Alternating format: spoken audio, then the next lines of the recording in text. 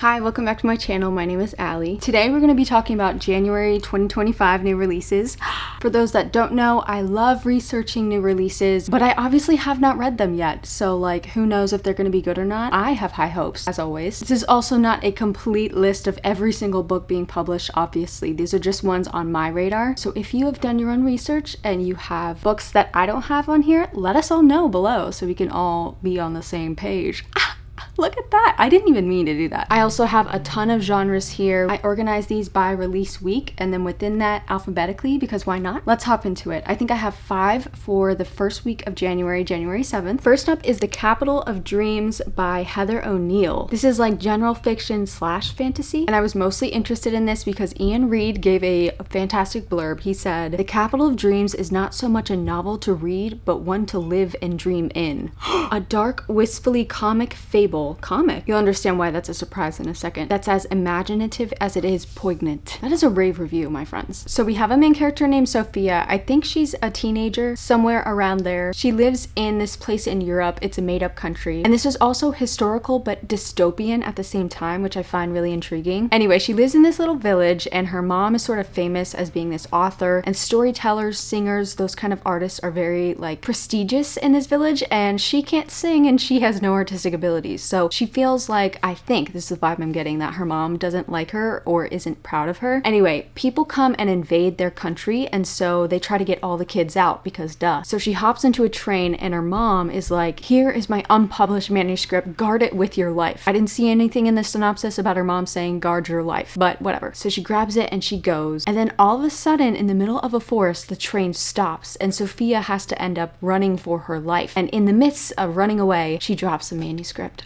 Mommy's gonna be angry. So I think it is a survival story, but the comic thing that Ian Reid said confuses me because I thought this would be like very dramatic. If it's funny, that's gonna make it even better. Like maybe she encounters a lot of different kinds of people or maybe even creatures in the forest. She loves mythology, and I'm wondering if that's why this is categorized as fantasy, but it's also got dreams in the title. So maybe there's like something to do with dreams. I'm a little confused, and that's kind of what I like. I like a little bit of information, but I don't want to know the entire plot. Hopefully I'm surprised, but more hopefully it's like very cleverly written. I'm ready for our main character to grow. That's gonna be fun. Also, this cover is gorgeous, and I think this is the UK cover. Slays both ways, honestly. Next up is a fantasy.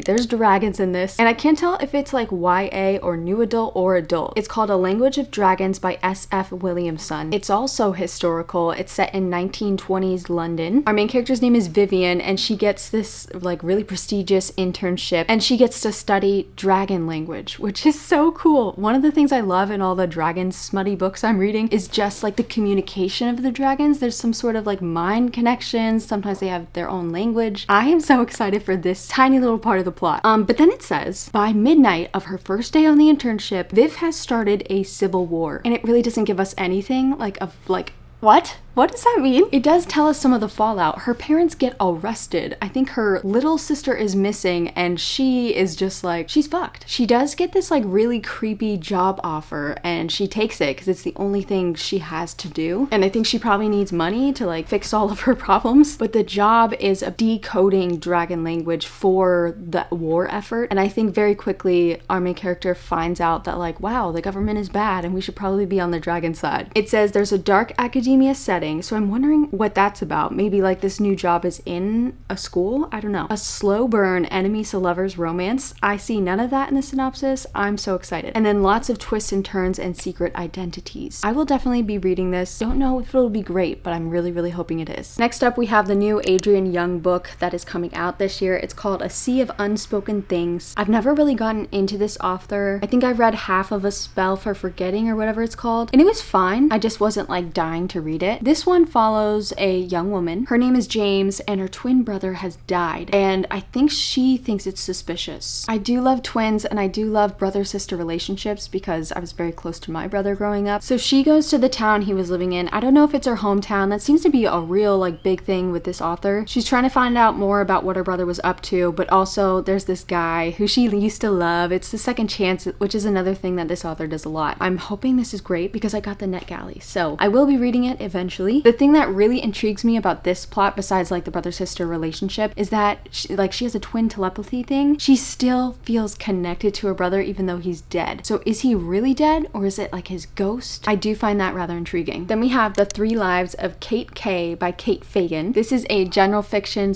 / mystery. It says it's a voice-driven story about an author. That sounds so good to me. I like it when we really zero in on one person. So this author is hugely successful. They've made movies on her books, and they've also been very successful, except no one knows that she wrote them because she uses like what's it called? Pseudonym. And the reason she's done that is not because she's writing like some weird smut, but because, I mean maybe, but because she has been on the run since I think she was a teenager. She and her friend like left. I don't know if she's telling people now that this is her or if it has come out by accident, but I think we're gonna find out a lot more about her childhood. Maybe we'll see this friend again. It does say it's queer, so maybe they're gonna be like in love. It's so funny when I talk about general fiction books because usually there's not too much, it's not like juicy shit. This feels like a little bit juicy. It'll at least be fun to vlog and talk about. Ooh, this one, Visions of Darkness by A.L. Jackson. This is a romantasy. It's only 380 pages, which seems doable, so thank you. Our main character's name is Aria, and she has 2 lives. One, her regular ass life. I don't know if it's like an urban setting or like a contemporary setting or a fantasy setting, but what is a fantasy setting is that when she closes her eyes and goes to sleep, she's transported into a fantasy world. It's not just like she sees visions, she is in it. She's in another reality, and she's kind of a key player. She's a main character here. There's some sort of war going on. She has a soulmate, but she can't touch him because it'll kill her.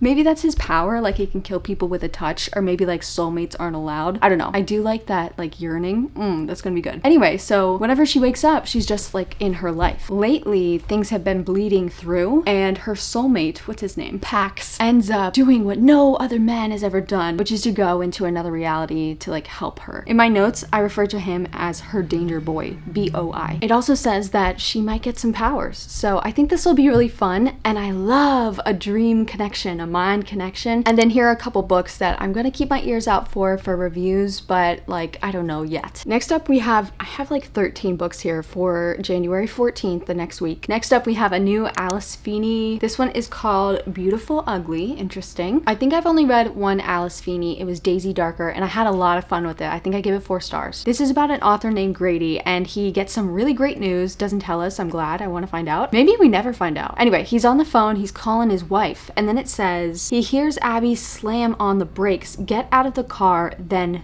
nothing. When he eventually finds her car by the cliff edge, the headlights are on, the driver door is open. Why am I still holding up my phone? And her phone is still there. But his wife has disappeared. A year goes by. Like, this is a wild synopsis. He goes to Scotland on like a little vacation to try to make himself cheer up that his wife is missing. And he sees someone who looks exactly like her. And I think that's all it says. I think it's less interesting for me what happened and more so like why. You know what I mean? I know people love this author. I know some people who hate this author, but because I had a great experience with her. So I really just think this is gonna be fun. It'll have me on the edge of my seat, and I think I need that right now. Okay, another thriller we have here is called Cross My Heart by Megan Collins, and this is like a popcorn thriller sounding thing. Usually I'm not drawn to covers like this where there's not too much going on. It's just really focused on the colors. It just, what, am I in focus? But the hand on the laptop, that's a menacing looking like C-wordy hand. So our main character gets a heart transplant. Good for her. She's alive now. Yay. I mean, she was alive before, but she almost died. But her relationship has failed. She works in a bridal shop. She's obsessed with finding her person, especially now that she's had like a second chance at life. And so she is a little unhinged. She looks up the person, or she thinks she found the person whose heart she now has. And she's like this dead, kind of famous person. I think she's an author. I kind of forget. Anyway, she starts to believe and talk herself into the idea that because this woman's heart is now inside of her, she's destined to be with her widow, this man. That is wild. And so this is kind of pointing in the direction of this girl is lost it, because she goes on an app and she connects with him. It's an app called like Donor Connects, and you're supposed to like talk to each other. Is this a real thing? Anyone have any experience with this? Let me know. So they start getting closer and closer, but guess what? He starts looking suspicious, and he might have had something to do with why his wife died. So I like that twist already just in the synopsis of like, we think she's a little, it turns out he might be. I think this will just be like a really fun, quick time. Love me a quickie. Ooh, next up is The Favorites by Lane Fargo. This is a romance, but it feels a lot like like a Taylor Jenkins Reid book. It feels like that kind of general fiction-y feeling. This follows, oh my god, a couple of ice skaters, and I don't know why that's so in my head, like so cool and so romantic. I think it's like with the Olympics in particular, you see these dancers and you're like, there's no way they're not in love with each other. They're all like lifting and catching, and there's like hands everywhere. Anyway, our main character's name is Katrina, and she's been ice skating since she was little. I don't know if we're gonna get flashbacks or it's gonna start off chronologically, but when she's young, she finds not a dance partner, a ice skating partner. I think he's in foster care and they create a bond. I think they're gonna be a great duo. Fast forward, they're in love, and I think they're like really, really, really good. But then it says I had a typo. A shocking incident, not a choking incident, maybe, at the Olympics brings their partnership to a sudden end. And then like 10 years go by. I don't think they've ever spoken. It doesn't say that for sure. But people are obsessed with them still. So something dramatic must have happened. It says that there's going to be a documentary coming out, and it's going to be interviewing like their rivals, but also their close friends, which I find weird. Like, imagine you found out your close friend talked about you in a documentary, like without your blessing. That's like a ooh. Katrina is pissed, and although she doesn't want to talk about any of this shit, she doesn't want some documentary to say like this is the real story. So I think she speaks out. I don't know if that's what this book is, like this is her book in her voice, or if I don't know. I guess I'll find out because I'm gonna read it. I have the NetGalley. I'm so excited. It also says, and I didn't see this until this morning when I was going over my notes, that it's inspired by Wuthering Heights. I have never read that, and I kind of want to now, or maybe I should read this first because I'm excited. It does give us a hint in the synopsis about their like separation. It says that a clash of desires is what tore their all-consuming bond apart.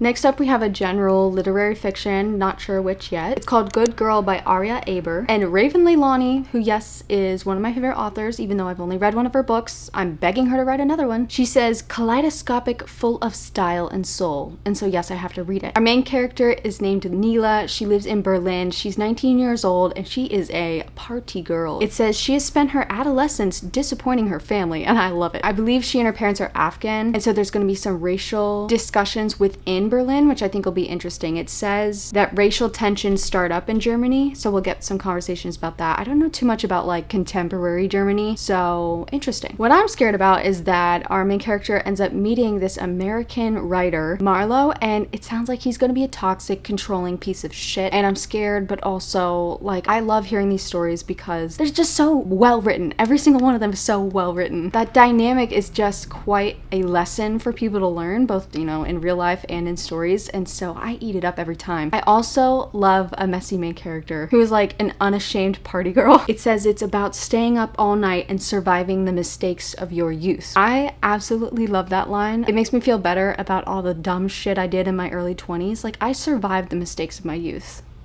Good to be here. Next, we have this book. This is sci-fi. It's called Hamajang Luck by Mikana Yamamoto, and it's a love story to Hawaii, but like set in a scientific kind of thing. Of course, you know I have to read it. I live in Hawaii. Our main character's name is Edie, and for the last 8 years, she has been in jail on some sort of icy prison planet because her best friend, whose name is Angel, sold her out while they were doing some sort of heist. As she is coming out of prison, guess who's there? Angel. And she's like, hey, I actually have one more job for us. Can you imagine the gall? The gall. I think the last mission, like before they got caught, they were trying to expose or steal from some sort of like horrible billionaire tech dude. So they're gonna try to do it again. I don't know why our main character would ever work with this person again, but you know, maybe they're lovers. Who knows? You do weird things for your lovers. I'm not always an action-packed plot girly, but I had a lot of luck with that last year, especially in sci-fi. And because this is inspired by Hawaii, I am so excited to read this. Then we have Lightfall by Ed Crocker. This is a fantasy about vampires. There's also werewolves. In this world, I think all the vampires were hunted down by these things called the Greys. I'm not sure what that is. Maybe they're ghosts. And they've all gone to this city. I think it's called Lightfall. That would make sense. And within that city, because it's so compact, there's like a pretty crazy political system where the richer you are, the better blood you have. And like the lower class and poorer you are, the more like watered down and shitty your blood is. Our main character's name is Sam. She's a maid. She's like right down at the bottom. The mayor of this like city's son ends up being murdered. She finds like the only clue in the case, and so she uses this. It says she blackmails her way to an upper class, but like if she blackmailed the person who killed this dude, wouldn't she be scared that she'd be killed? I don't know. maybe. She ends up in some group of rebel maids called the Leeches. Rebel maids, that's fun, come on. And then she also meets a werewolf assassin who helps her like detect different stuff. And I'm sure they're gonna be love interests. A werewolf assassin in a vampire city? Yes. Next up, I'm not a huge fan of this cover, but this is giving Mr. and Mrs. Smith. This is called A Serial Killer's Guide to Marriage by Asia McKay. So this husband and wife are ex-serial killers. Back in the day, they were like slaying, literally. They lived in London, they were rich, they were traveling, they were just so glamorous, but also killing machines. And now they've settled down, they've had a baby, they're stuck in the suburbs. And the wife, Hazel, is bored to fucking tears. So she goes behind her husband's back and she kills someone. Hopefully he deserved it. But the police come knocking. Maybe she's been like retired too long. She lost her touch. She must do anything she can to protect her family, and that's all they give us. Next up is Strange Pictures by Yuketsu, and it's translated by Jim Ryan. This is a horror book. It's only 240 pages, pretty short, and it's all about people that have randomly sketched things, but then they end up being clues in something like really big. One of them is like a murder victim, like right before they die, they drew a little sketch, and then it like somehow ties to the bigger picture. A pregnant woman draws something, a child, just random things, but they have clues to something else. There's 9 drawings, so I'm wondering if it's going to be like in a short story type of compilation where we go like to each one. I'm so confused about this, but the cover has me really intrigued. The story, like I want to know what's going on. I like that they're not giving us too much information. And then I saw in the synopsis that this is like a famous YouTuber in Japan, Yuketsu. This is like a person who is like a masked figure. I don't know if they speak stories or what. It sounds so interesting, and I'm refusing to look it up until after I finish this book. But also it does kind of scare me that this is like a YouTuber book, but it's a YouTuber from Japan, which is somehow way cooler than being from America.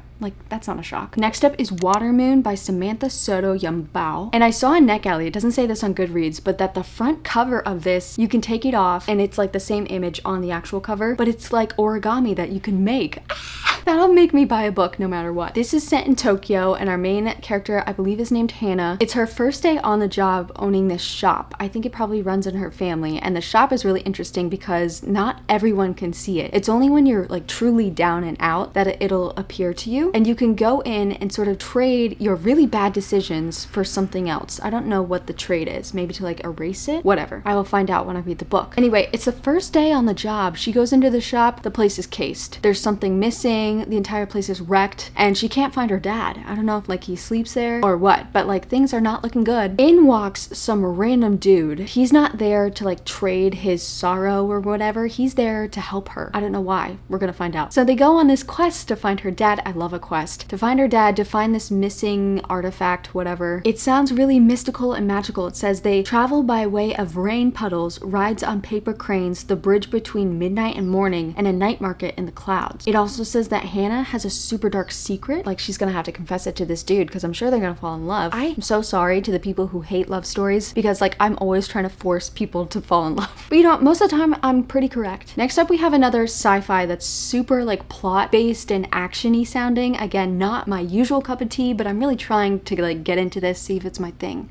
This is called The Way Up is Death by Dan Hanks. These 13 strangers are called to the base of this tower that has just appeared in London. And one word shows up and there's like a countdown. It says ascend. And I believe it's a race. Although how funny would it be if they got to the top and like they were killing each other off and the person's like, I didn't say to race, I just said to come up. LOL. I think this is also horror though, because inside the tower, it's not like just a bunch of stairs. There's like weird shit going on. It says they race through sinking ships, haunted houses, and walking nightmares. Plus, a death is stalking them.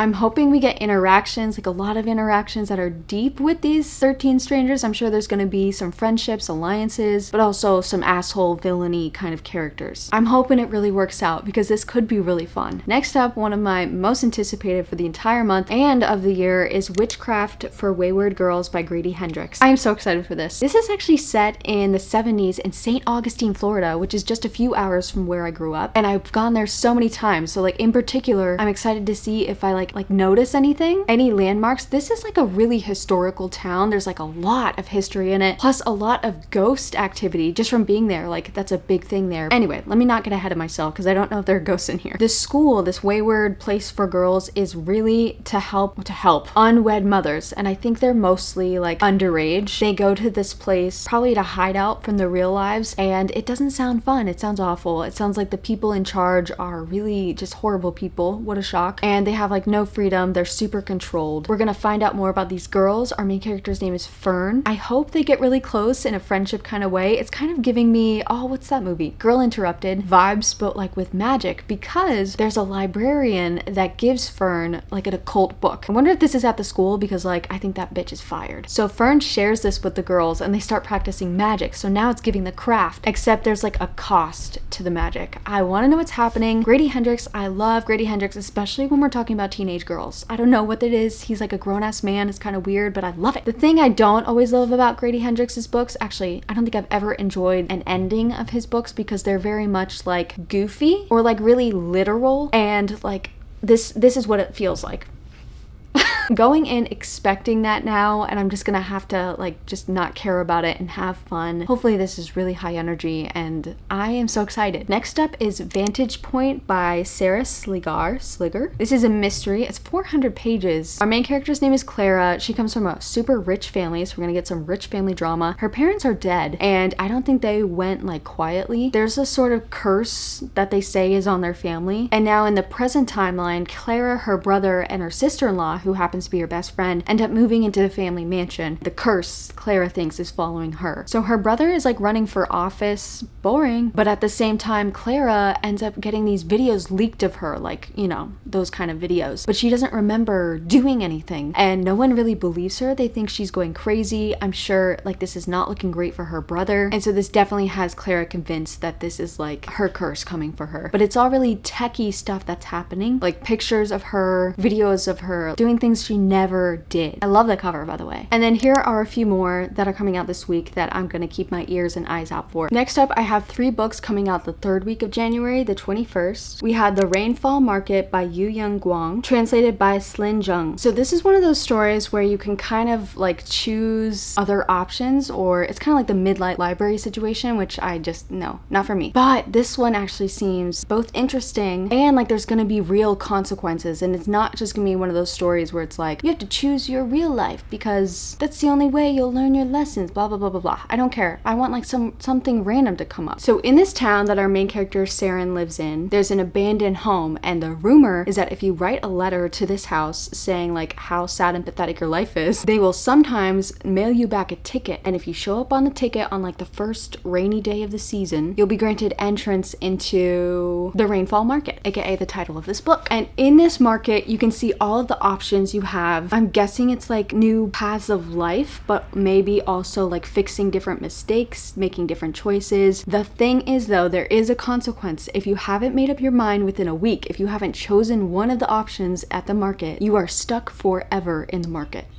So Saren does this, and she gets her golden ticket. She goes to the market. She befriends a magical cat. I'm very excited about that part too. And she's gonna try to choose something without getting stuck in this market for life, for eternity. And all the while, there's some like weird, creepy thing following her. So it sounds way cooler than just your average Midnight Library situation. Also, my apologies to anyone that really liked this book. I definitely see where you could. It's just not for me. LOL, sorry. Oh my gosh. Next up, we have Something Rotten by Andrew Lipstein. This cover. I love this cover. This is a general fiction and it feels a little kooky. So our main character is like this couple. Their names are Cecily? So I have a typo here. I don't think I wrote it down correctly. I'm gonna go with Cecily and Ruben. They go to Copenhagen for the summer. That's where Cecily's from. But they're not just doing it to visit. I think their life is really messy. Something has happened and they're trying to escape from it. Cecily's first love, named Jonas, has been diagnosed with a deadly illness. And all of his friends and family are like, you need to get some help. You need to go to the fucking doctor. And there's one character named Mikkel who doesn't want Jonas to try and beat this illness. And this is the only person that Jonas is listening to. And yes, I am confused as to why all these characters are coming up. Like, what does this have to do with Cecily and Ruben? Anyway, Ruben ends up being really charmed by Mikkel, his wife's ex-lover's guru, lol. Ruben says that he really likes Mikkel's new model of masculinity unseen in America.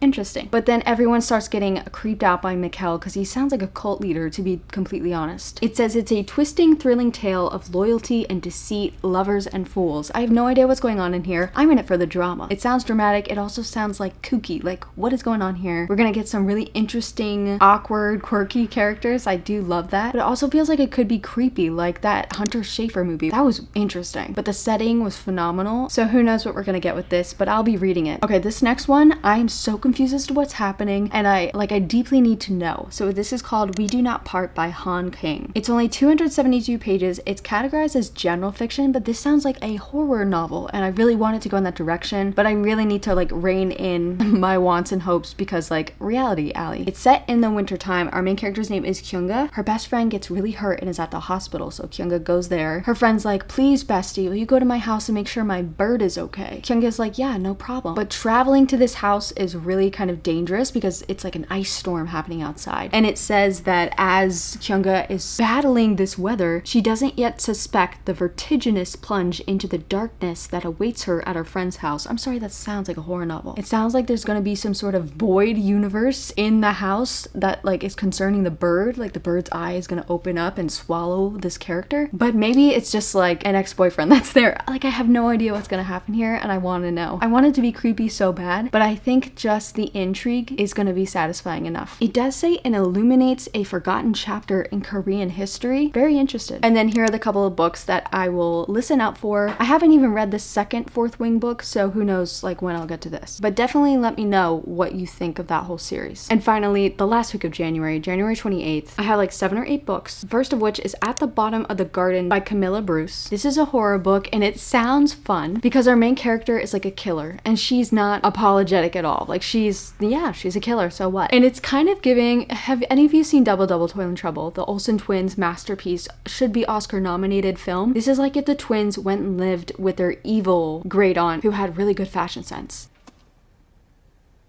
Mom, when I'm older, can I get a nose job? So our main character's name is Clara. She is the evil aunt. It's through her perspective. I think we had another character named Clara before. Hopefully I didn't mix those up in my notes. Anyway, yeah, she killed her husband, and I think she's killed a lot more people. She finds out that her niece's parents have died. They left them in her guardianship in the will, and she's like, sure. And she only agrees so she can get access to like their jewels. So the girls come to live with her, except I think they have like magical powers because one of the girls can see the ghosts of literally everyone that this lady has killed. And Clara's like, oh, the synopsis is pointing us in the direction that she's gonna contemplate killing these girls to like cover her tracks. But I am so sure, or at least I'm really hoping, that there's like a found family moment, that it's just like this sort of unlikable, thorny woman who probably killed these people maybe for good reason and is just kind of a bitch, but like she can love little children too. I want it to be that kind of goofy, wholesome thing. I don't know if that's gonna happen, but I think it might be fun. Next up, we have a book by the author of Black Cake, which I haven't read yet. I'm very excited, but I might get into this first. It's called Good Dirt by Charmaine Wilkerson. It says it's historical fiction, and I'm wondering about like where it's set or when it's set, or if we're gonna jump around, because the synopsis is kind of giving contemporary. Our main character's name is Ebby, and when she was 10 years old, her brother got shot, and it wasn't just him. He was like holding a jar, and the jar shattered. So I don't know if like someone was aiming for the jar or what happened. Maybe he was just holding it. Anyway, it was devastating, obviously, and because they were like one of the only Black people in the neighborhood in like New England, it became this huge story, and there's lots of press. The family hated that, obviously, having to deal with that like media frenzy while they're dealing with the most horrible thing a family can go through. So now it's in present day. Ebby's a grown-ass woman, and she has this high-profile romance that ends suddenly, and I'm sure it's really juicy and dramatic, and the media starts getting really interested in her again. So she gets freaked. She flees to France.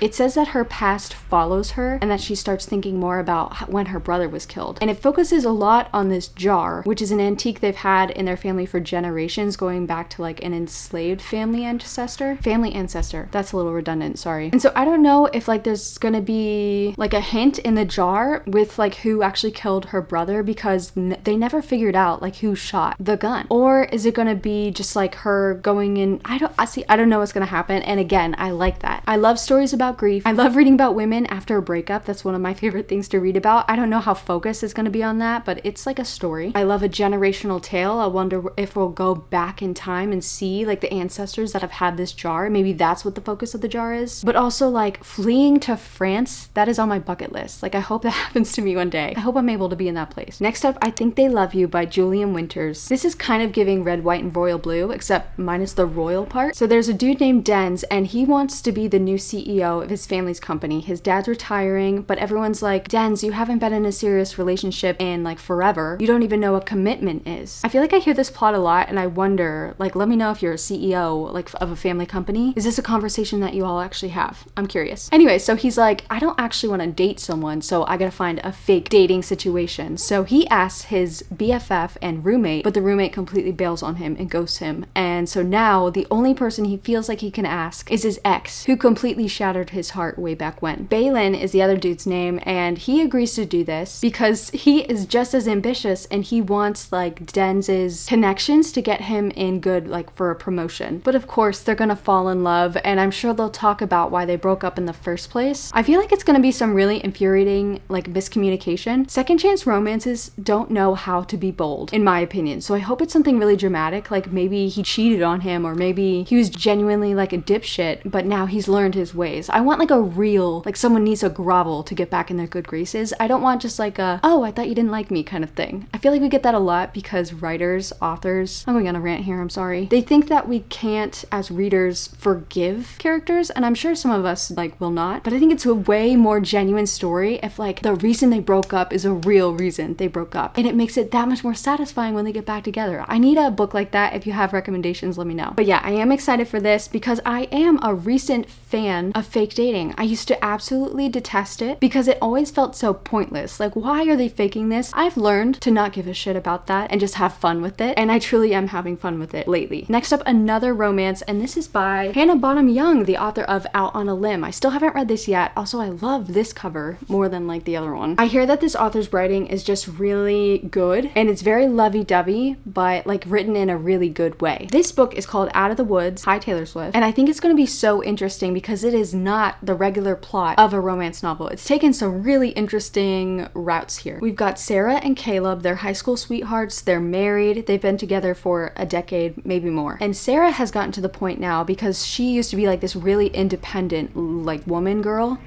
Sorry. And she's getting really frustrated because she feels like she depends way too much on Caleb. She feels like she's losing her identity a little bit, and she really wants to like stand up for herself, or just stand up in general. And so I think she decides to do some big thing, but there's like a disaster and it all falls apart. And at the last minute, Caleb steps in and saves the day, which sounds really sweet to be honest. But like that's the thing she was trying to like get away from. She was trying to prove that she could deal with her shit. And so I think they have like a huge, I don't know if it's a fight or just a huge like confession of these feelings, and it sounds like they haven't really been communicating them this whole time, so it's like 10 plus years of like shit coming up. So yeah, it's looking very intense, and so things are kind of like not looking good right now. To fix things, they decide to go on this hike, and it's not just like a little quick hike up a mountain. I think it's one of those hikes where it's like takes days and they have to camp. It's described as funny because these two are not outdoorsy people, and so there's going to be some comedic relief in them dealing with like probably pooping outside. Sorry, I don't know why that's where my brain went to first, but I'm sure they're gonna fall back in love and learn how to depend on each other. And maybe like I'm already seeing the themes here and the lessons. Like Sarah's gonna learn that not only does she depend on Caleb, but Caleb depends on her, blah blah blah blah blah. I don't read romance because I'm looking for a plot twist here. I'm reading romance because like this shit is cool. This is real life shit, and I really like that this is not just the beginning of a relationship, it's not just the end of a relationship. This is like a in deep long-term relationship that has its ups and downs. And I don't think we get a lot of those, and I'm very, very, very intrigued. Next up is The Outcast Mage by Annabelle Campbell. This is the longest book on here. It's a fantasy. It's 512 pages. And so I am a little nervous about that. Our main character's name is Nayla, and in this fantasy world, she lives in like a glass city or something, and she goes to this academy for magic, which is the thing that I think I'm most excited about. But at a certain point, if you can't control your magic, then you're literally exiled from all of the community. You have to leave. And I'm guessing from the cover, you like are literally exiled to like a desert. You're by yourself and your power could consume you, or maybe you don't have enough power. I don't know. It sounds bad. I'm ready for those consequences. It looks like Nayla's not doing too well, and so she's scared that she's gonna be exiled, but some dude named Helios ends up saving her, and he's like one of the most powerful people. I'm guessing he's a student, I hope so, at the school, and he's gonna like help her study or help her learn. I don't know. I'm not magic. But because he's so powerful, he has a lot of haters and like people who want to hurt him, and so they're gonna now look at her and be like, oh, we gotta like exile that bitch. It also says there's like a civil war happening in their political system. I don't care too much about the politics in fantasy because it's all the same. Just as it is in real life, government sucks. Like, that's the entire plot of a lot of these. But I am excited about the magic system. Hopefully it's really interesting. I'm hoping these two fall in love because you know me at this point. But also, I really want her to be exiled, and I'm sure that's gonna happen at some point in this series. I'm hoping it happens in this book because that would be so interesting. Okay, next up is Penitence by Kristen Koval. It's a mystery, but it sounds really like literary. It says it's a page turner with literary insights, so I guess I was onto something. And I guess the main lesson here is that we're more than the worst things we've ever done, which is very cool. I like that. Okay, I'm gonna lean a little bit further. Sorry to make you uncomfortable, but there's a lot of noises going on. And I'm so close to finishing this video. I'm just gonna read this straight because it's pretty short. When a shocking murder occurs in the home of Angie and David Sheehan, their lives are shattered. Desperate to defend their family, they turn to small-town lawyer Martine Dumont for help. But Martine isn't just legal counsel. She's also the mother of Angie's first love, Julian. How random. And he's now a successful New York City criminal defense attorney. And I'm sure he's pretty hot. As Julian and Angie confront their shared past and long-buried guilt from a tragic accident years ago, they must navigate their own culpability and the unresolved feelings between them.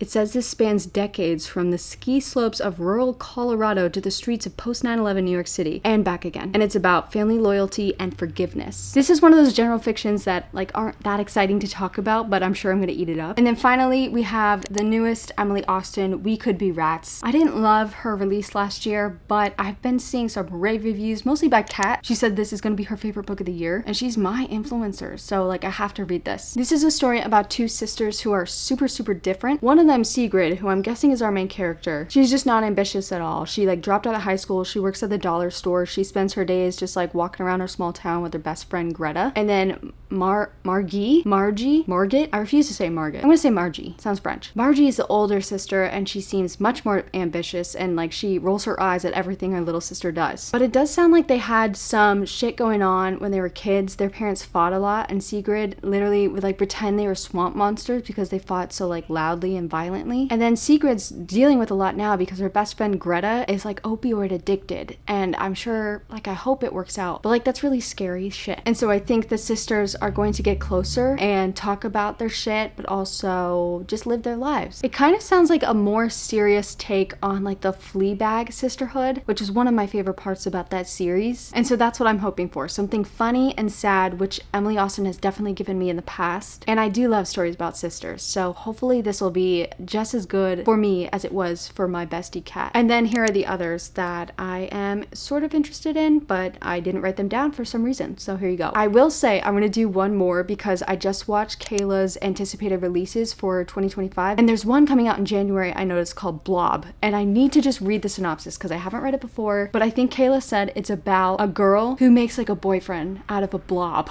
This is the cover on NetGalley that I requested literally this morning, but this is the other cover, and I really want this one. Okay, this is by Maggie Sue. Kevin Wilson, who wrote one of my favorite books, blurbed it. It's a hilarious and moving debut novel about a young woman who decides to turn a sentient blob into her perfect boyfriend. I'm gonna read this verbatim, so skip this if that's boring. The daughter of a Taiwanese father and a white mother, V. Louis, has never quite fit into her Midwestern college town. Now at 23, after getting dumped and dropped out of college, V works as a front desk attendant at a hotel where she refills cucumber water samovars. I don't even know what that is. And fends off overtures of friendship from her bubbly blonde co-worker Rachel. But when V decides to accompany Rachel to a local drag show, her life changes forever. In the alley outside the bar, next to a trash can, oh my god, is a blob with beady black eyes. Unable to leave it behind, V picks up the creature and in a moment of drunken desperation takes it home with her. It's kind of giving the horror. As her pet blob becomes sentient, oh my god, not pet to boyfriend plotline, V realizes it obeys her commands and she decides to mold the blob into her ideal partner. She feeds it sugary cereal, yes, and a stream of pop culture, and soon the creature transforms into a movie star handsome white man. Oh god. But V's desire to be loved unconditionally threatens to spiral out of control. She is forced to confront her lonely childhood, the ex-boyfriend who has unfriended her, and the racial marginalization that has defined her relationships. Ultimately, V embarks on a journey of self-discovery and learns that it's impossible to control those you love. Oh my god. I need to read it. So there we have it, the January releases. There are a lot, and there are a lot of good ones. I can't wait for 2025. We only got a couple days left. Let me know if you're excited for any of these, any that I didn't mention that you're excited for. And honestly, I think we should all read Blob together. Goodbye.